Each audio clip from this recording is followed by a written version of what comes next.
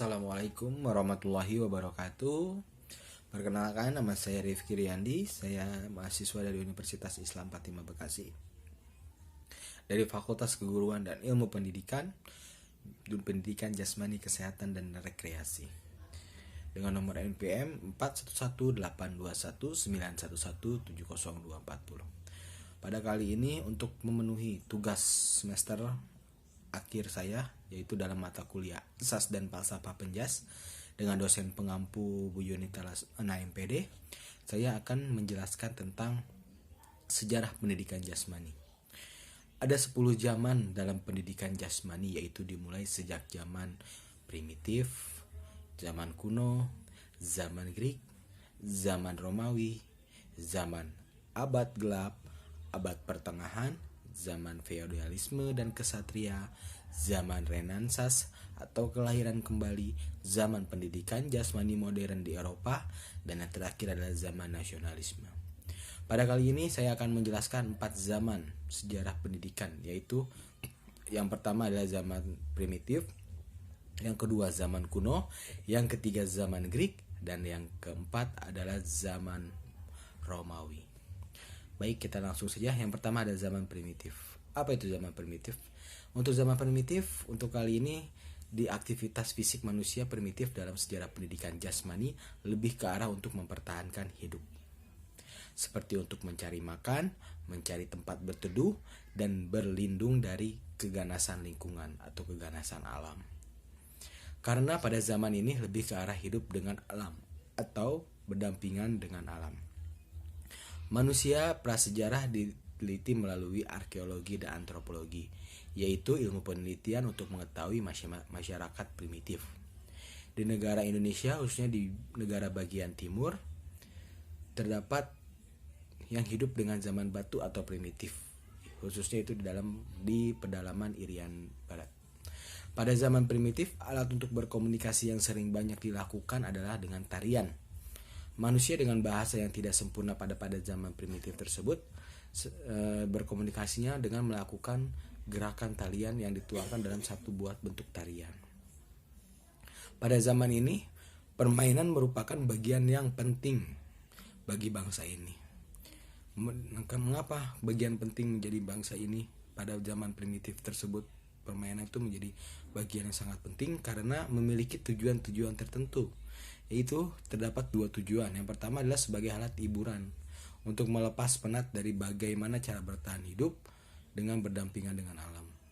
Jadi pada permainan ini merupakan sebuah alat hiburan untuk melepas penat dari keseharian pada zaman primitif. Yang kedua itu untuk mempersiapkan masa kedewasaan, kematangan dalam berpikir, bertindak, agar dapat bertahan hidup lebih lama dengan adanya kedewasaan dalam kematangan berpikir dan tindakan melalui permainan. Kesegaran jasmani menjadikan suatu yang mutlak pada zaman primitif ini agar dapat bertahan hidup. Baik, yang kedua adalah zaman kuno. Pada zaman ini terdapat 2 kebudayaan yang masih bertahan dalam zaman kuno, yaitu bangsa Cina dan India. Cina mewariskan jenis aktivitas permainan.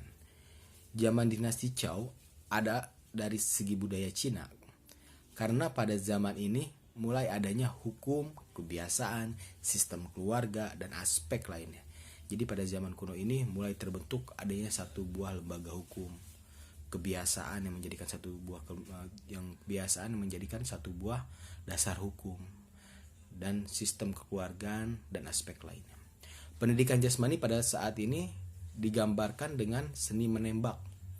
Pada saat itu zaman kuno itu ada pendidikan jasmani itu digambarkannya dengan berbagai permainan seperti seni menembak, sepak bola, tari, tinju, anggar, dayung, dan masih banyak lain.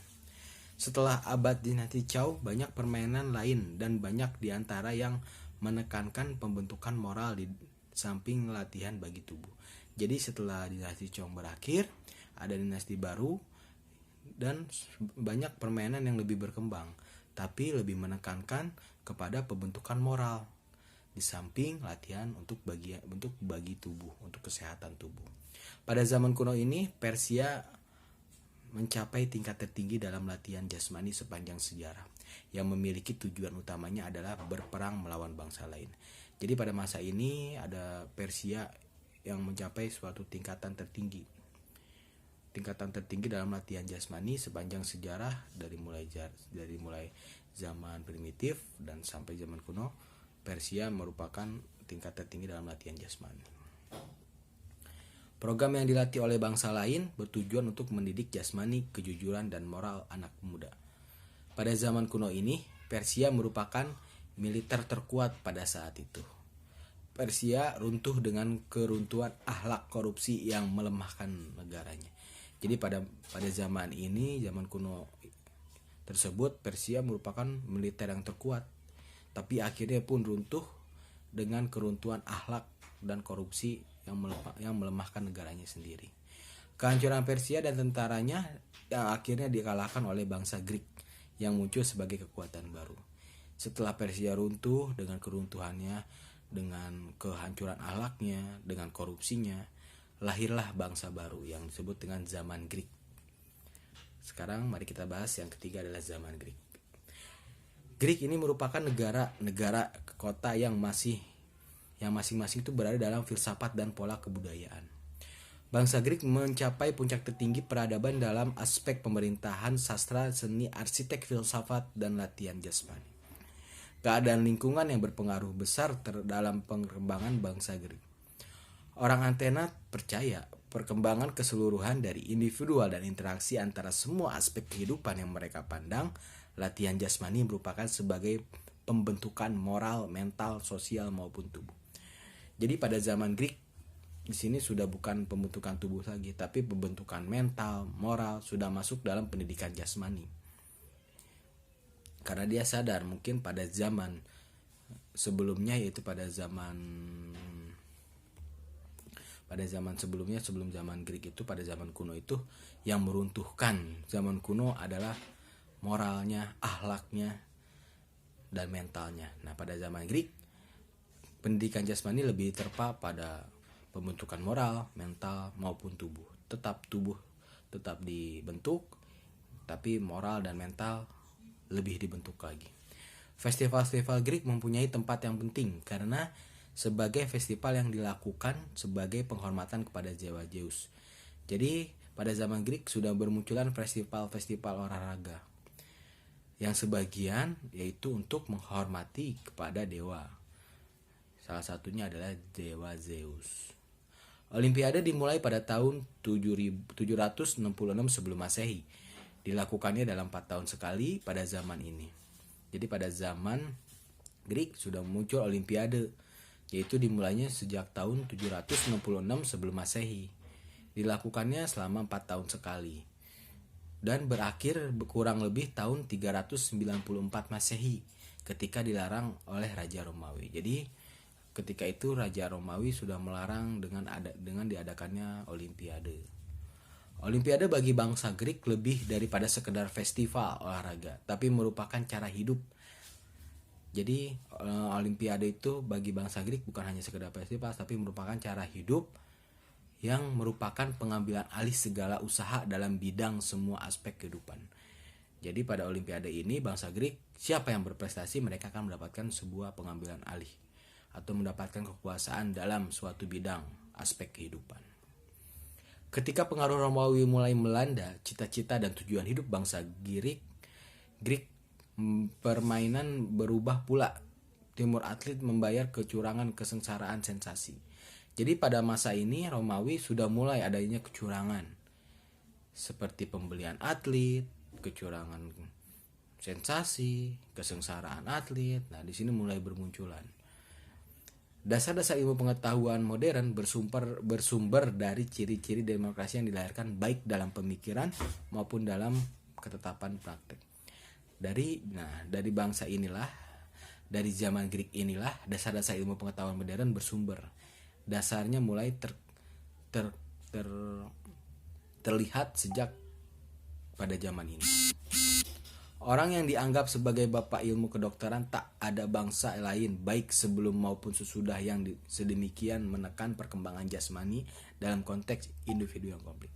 Jadi pada zaman Greek ini disebut sebagai bapak ilmu kedokteran, yang sampai saat ini pun masih menjadi dasar satu ilmu ciri-ciri demokrasi yang dilahirkan dalam pendidikan jasmani. Yang terakhir, yang keempat yang saya akan jelaskan adalah zaman Romawi. Pada zaman Romawi pada mulanya adalah bangsa yang praktis dan stabil, menyadari keterbatasan dirinya. Ciri-ciri bangsa ini mungkin karena mereka gagal menyamai orang Greek dalam sastra, seni, filsafat, dan latihan jasmani. Sementara orang Romawi belajar dari Greek. Kebudayaan klasik mereka menolak kepercayaan publik dalam hal perkembangan keseluruhan.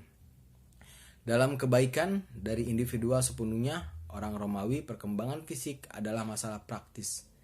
Dan dengan pengetahuan tertentu didasarkan oleh motif kemiliteran, bangsa Romawi menjadi semakin berkurang partisipasi dalam latihan jasmani karena lebih mementingkan ilmu pengetahuan dan harta kekayaan. Nah, dari mulai bangsa Romawi sudah terkikis, jadi lebih mementingkan ilmu pengetahuan dibandingkan pendidikan jasmaninya, lebih mementingkan harta kekayaan daripada pendidikan jasmaninya. Karena pada bangsa Romawi ini didasarkan oleh motif kemiliteran bangsa Romawi yang menjadi semakin berkurang. Oke, hal yang lain yang berkaitan dengan pendidikan jasmani adalah apa yang disebut pemandian umum untuk orang Greek, yaitu terma pemandian umum untuk orang Greek. Terma untuk orang Romawi, untuk orang Romawi adalah lembaga orang Romawi yang lebih daripada hanya pemandian, kebersihan, karena adalah pusat latihan, rekreasi sosial, dan juga untuk seni tempat belajar. Mungkin kalau untuk zaman sekarang disebutnya gor ya. Jadi pada zaman Romawi itu sudah ada gor, gelanggang olahraga, tapi disebutnya dengan terma pemandian umum. Tapi sebetulnya bukan hanya sekedar pemandian umum, tapi disitulah pusat latihan, rekreasi sosial, dan juga seni tempat belajar.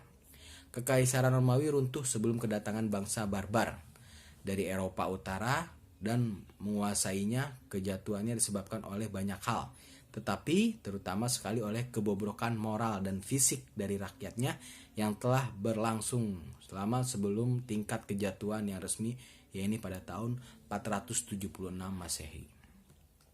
Jadi kekaisaran Romawi itu runtuh karena sebagian besar oleh kebobrokan moralnya dan fisiknya dari rakyatnya yang telah berlangsung lama. Jadi cukup lama juga kebobrokan moralnya terkikis sedikit demi sedikit, kebobrokan fisiknya terkikis demi sedikit, dan akhirnya runtuh pada tahun 476 Masehi. Kebobrokan ekonomi, kegagalan militer, pemerintahan yang tidak bersih, dan perpecahan di pemerintahan pusat, korupsi di pemerintahan swasta, semua menyebabkan retaknya kekaisaran dari dalam. Selain kebobrokan yang tadi telah disebutkan, kegagalan dalam militer, perpecahan dalam pemerintahan pusat, seperti adanya korupsi baik di negeri maupun di swastanya, menyebabkan retaknya kekaisaran dari dalam lingkungan pemerintahannya. Bersama dengan jatuhnya kekaisaran Romawi adalah musuh agama. Bersama dengan jatuhnya kekaisaran Romawi muncul agama Kristen dan gereja yang mempunyai pengaruh yang lebih besar dari Romawi. Nah, disinilah mulai adanya satu buah kepercayaan baru, yaitu Kristen, dengan adanya gereja-gereja yang punya pengaruh lebih besar dibandingkan Romawi yang dulunya menyembah dewa-dewa. Sejarah latihan jasmani Romawi memberikan pelajaran negatif untuk tidak diikuti, kecuali pas apa latihan jasmani dan olahraga terlihat banyak bersamaan dengan keadaan zaman sekarang. Jadi sejarahnya untuk latihan bangsa Romawi itu tidak jauh dengan bangsa sekarang. Justru yang harus kita ambil adalah pada bangsa Romawi, jangan sampai terulang di bangsa sekarang. Karena untuk track recordnya atau latihannya itu sama terlihat pada zaman Romawi. Yang harus kita hindari adalah jangan sampai terulang apa yang telah dilakukan bangsa Romawi terulang di zaman sekarang. Terima kasih. Mungkin itu cukup sekian dari saya. Beberapa penjelasan tentang zaman, yaitu zaman primitif, kuno, Greek, dan Romawi. Kurang lebihnya mohon maaf. Wassalamualaikum warahmatullahi wabarakatuh.